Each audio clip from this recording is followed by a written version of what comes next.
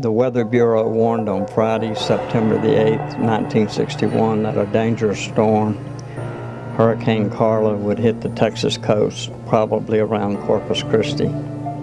On Sunday, Corpus Christi residents began to board up.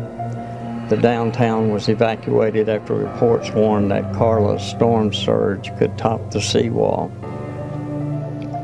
North Beach and the islands were evacuated. Some 15,000 people in Corpus Christi sought shelter at the courthouse and the schools. The National Guard was called out before the storm hit. On Monday, September the 11th, Carla, which had been aimed straight for Port Aransas, made a right turn and slammed into Port Lavaca. While there was damage at Corpus Christi, it was much less than had been expected. Winds knocked down power lines, uprooted trees, and broke windows. Bridges were washed out on Ocean Drive, and old island passes were reopened. The Padre Island Causeway was damaged. It was a near miss for Corpus Christi. After the storm, experts said if Carla had struck Port Aransas straight on, as expected, the pass would have funneled a storm directly at Corpus Christi, and it would have swamped North Beach and the downtown, even with the seawall, like the deadly hurricane of 1919. This is Murphy Gibbons. 170-mile-an-hour winds send the waters of the Gulf of Mexico crashing into the Texas coast. Houses are literally ripped apart by the fierce winds, and in most areas there are very few dry spots. Insurance adjusters say damage will probably total $100 million.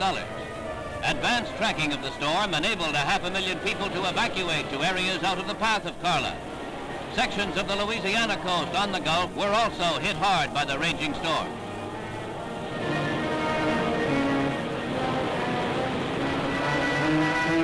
Carla was one of the most powerful hurricanes on record, and also the most carefully studied in history. But all is not over when the stormy lady exits. Its ferocity generates a tornado at its heels, adding to the devastation already embedded in the minds of people. Floodwaters given a boost by the tornado span an area from the Gulf Coast to Illinois.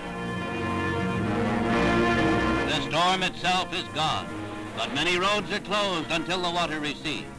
What is left is a shambles as far as the eye can see. Slowly, people are returning to what was once a home, realizing the big task in front of them of clearing the rubble and rebuilding and recapturing a life set back by Carla.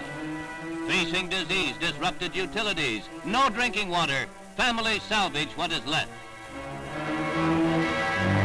Faces tell the grim story. Deaths caused by Carla and the tornado are low, and again officials credit the excellent tracking and warnings by weather stations. The cleanup job is underway, but the people are ever mindful.